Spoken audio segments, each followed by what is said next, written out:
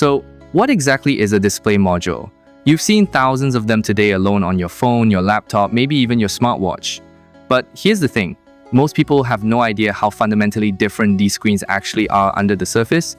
A display module is essentially the complete package. It's not just the panel you touch, but the screen, the driver circuits, the backlight, if it needs one, all integrated into a single unit.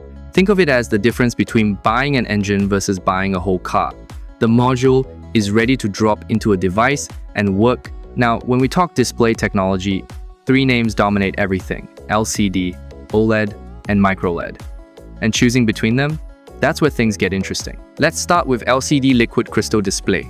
This is the veteran. It's been around for decades and it's still everywhere. Why?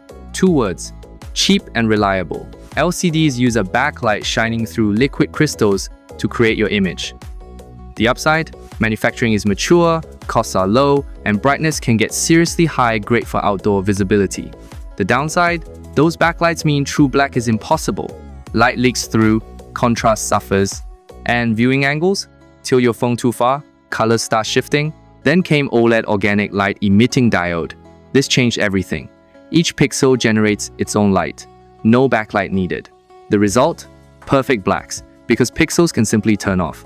Infinite contrast, thinner panels, flexible displays. Hello, foldable phones. But organic compounds degrade. Burn-in is real. Leave a static image too long, it ghosts permanently. And manufacturing costs? Still significantly higher than LCD.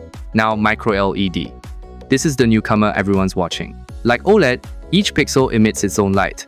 But no organic materials, just inorganic LEDs shrunk to microscopic size. You get OLED's perfect blacks and contrasts, but without the burn-in risk. Brightness can actually exceed LCD. Lifespan? Decades. The catch? Manufacturing is brutally difficult and expensive. We're talking placing millions of microscopic LEDs with absolute precision. For now, MicroLED lives mainly in premium TVs and experimental devices. So how do you actually choose? If you're building budget smartphones, monitors, or anything cost-sensitive, where brightness matters more than perfect blacks, LCD still makes sense. It's not exciting, but it works.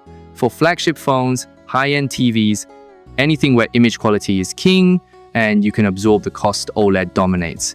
Just design around that burn-in risk. MicroLED? That's your future-proof bet for ultra-premium displays, commercial signage running 24/7, or applications where longevity and peak brightness can't be compromised. As costs drop, expect this to expand downward. Here's the bottom line. There's no universal best display. LCD wins on cost and brightness. OLED wins on contrast and flexibility. MicroLED promises to combine the best of both once the price becomes tolerable. The technology you choose depends entirely on what your product actually needs to do and what your users are willing to pay for.